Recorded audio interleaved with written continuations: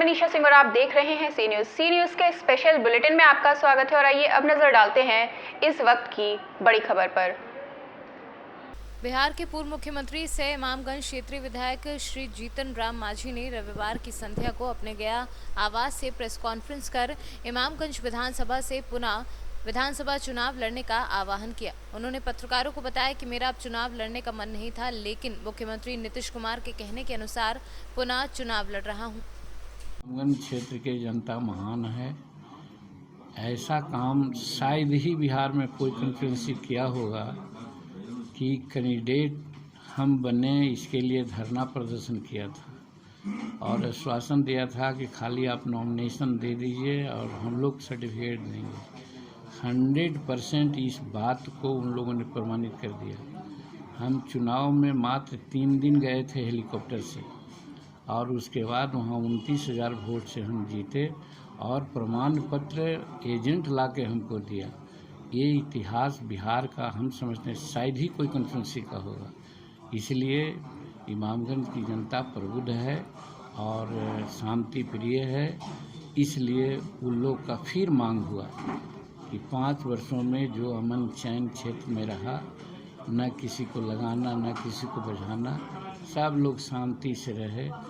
तो जब हम बोल दिए थे कि हम चुनाव नहीं लड़ेंगे तो इसका बड़ा वहाँ ये हुआ और सैकड़ों लोग आ करके टेलीफोन से कहा कि भाई हम जानते हैं कि विकास का काम सरकारी तंत्र है, होता है, हुआ है, लेकिन सबसे बड़ी बात जो हम लोग की इच्छा थी कि यहाँ शांति व्यवस्था कायम हो, जो आपने किया है।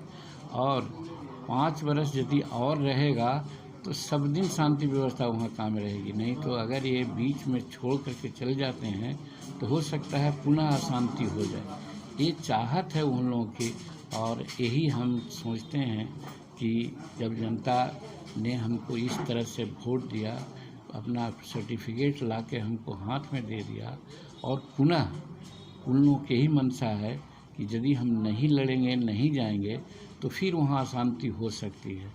इसलिए उनके बात को दिल में रखते हुए एक तरह से उपकार का बदला चुकाने के लिए हम चुनाव लड़ने की घोषणा किया है। और नहीं तो सचमुच में हम चुनाव नहीं लड़ना चाहते थे। तो हम उम्मीद है हमारा कोई वेस्टेड इंटरेस्ट नहीं है और जनता की कोई मांग नहीं है, सिर्फ और सिर्फ मांग है वहाँ शांति व्यवस्था रहनी चाहिए। जो मुकम्मल 5 वर्ष दिया है और फिर मौका मिलेगा तो निश्चित 5 वर्ष मुकम्मल सब लोगों को शांति व्यवस्था रहेगी, सुख की नींद लोग सोएंगे। कुछ ऐसे विकास की भी जरूरत क्षेत्र में से, तो क्या इस बार आप बनते हैं वहाँ से विधायक तो क्या कुछ कर पाएंगे, खास करके युवाओं के? देखिए बहुत हुआ है, अगर उसको जुड़ाने लगेंगे तो समय लगेगा, लेकिन एक चीज़ हम ये कहना चाहते हैं। आज इमामगंज से सलैया का रोड है, ये देख रहे होंगे आप लोग। और सबसे बड़ी बात तो है कि डुमरिया से रानी तालाब तक जो रोड सरकार बना रही थी, बड़ा रोड, तो नहीं बन रहा था। क्यों नहीं बन रहा था? क्योंकि कमीशन मांगे जा रहे थे ठेकेदार से। ठेकेदार बेचारा भाग गया था और जब हम आए तो देखिए कि रोड बन गई। तो अब युवा तो बेरोजगार युवा है, युवा के लिए तो होना ही चाहिए। नीतीश कुमार जी से भी हम लोग यही प्रयास करेंगे कि हमारी सरकार बनी तो युवाओं को रोज़गार देने के लिए काम होना चाहिए। और उसमें युवा के साथ साथ किसान भी होता है। किसान और खेती ही ऐसी एक विधा है जहाँ एम्प्लॉयमेंट हो सकता है। कोई ज़रूरी नहीं है कि नौकरी ही की बात है, कोई ज़रूरी नहीं है कि फैक्ट्रियाँ ही खुले।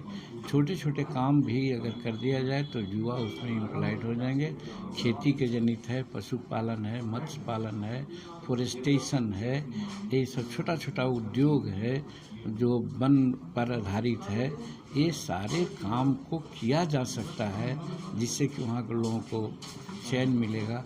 और खेती को ठीक करने के लिए वहाँ पर दर्जनों चेक डैम का प्रस्ताव है, कुछ बन रहे हैं, कुछ बनने की स्थिति में है। ये 5 वर्ष मौका मिलेगा तो चेक डैम जो प्रस्तावित है सबको कंप्लीट हम लोग करा देंगे। जैसे ताराबाड़ा बांध हम लोग बनाया, आज काम हो रहा है। थोड़ा सा उसमें 200 मीटर जंगल का ज़मीन है, इसके लिए दिक्कत आ रही है, उसको हम लोग वेव आउट कर करके किसान को फ़ायदा देंगे। नगमा के नज़दीक में एक बाटाजा बांध है, उसको भी हम लोग देखा है। इमरी डुमरिया में भी उसके लिए हम लोग किया है। वो बहुत ही भंगिया के नज़दीक पुल नहीं बना था, वो बनवा दिया। काजर के नज़दीक पुल नहीं बना था, वो बना दिया। कहने का मतलब विकास का काम तो आप देखे होंगे। विधायक फंड 15 साल में कहाँ खर्च हुआ, क्या हुआ, हमने नहीं देखा।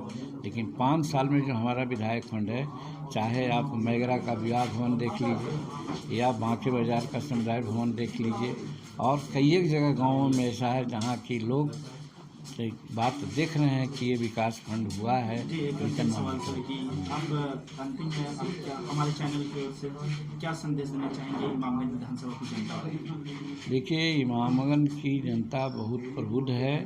आप लोगों के माध्यम से हम अगर कुछ कहते हैं तो हमसे ज़्यादा वो लोग समझदार हैं, लेकिन तो भी जब बात करते हैं तो हम यही कहेंगे कि महान जनता है, अपनी महानता को उन्होंने दिखलाया है। शांति अमन के लिए एक बार फिर महानता दिखलाने की ज़रूरत होगी। नीतीश कुमार जी को पुनः मुख्यमंत्री बनाने का संकल्प लेना चाहिए। इस दृष्टिकोण से सब एनडीए को वोट दें। जी, कोई ऐसा कार्यक्रम भी इस दौरान में होने जाने को नहीं, जैसे कल ही हम जा रहे हैं इमामगंज में, कल ही जा रहे हैं। जदयू के प्रखंड अध्यक्ष हैं, उनके घर पर बैठक है जिसमें दर्जनों आदमी आवेंगे, सब चुन करके। फिर 7 तारीख को हम नॉमिनेशन करेंगे, और नॉमिनेशन में किसी प्रकार का भीड़ भड़का होना नहीं है। बावजूद उसके जहाँ जहाँ सरकार ने नियत किया है आम सभा का, उन सारे सभाओं का आयोजन होगा। और जनता में हम अपना जो भी हिंदुस्तानी अवाम मोर्चा सेकुलर है, उसका जो चुनाव चिन्ह बदल गया है और कड़ाही हो गया है। कड़ाही कॉमन चीज़ है, हर घर की चीज़ है। इसका भी प्रचार प्रसार करने के लिए कल ही से हम लोग लग जा रहे हैं। गया से सीनियर संवाददाता अशोक शर्मा की रिपोर्ट। तो इस वक्त के स्पेशल बुलेटिन में इतना ही। प्रदेश और दुनिया की तमाम बड़ी खबरों से जुड़े रहने के लिए देखते रहिए सी न्यूज़, हर खबर आपके साथ, आपके हाथ।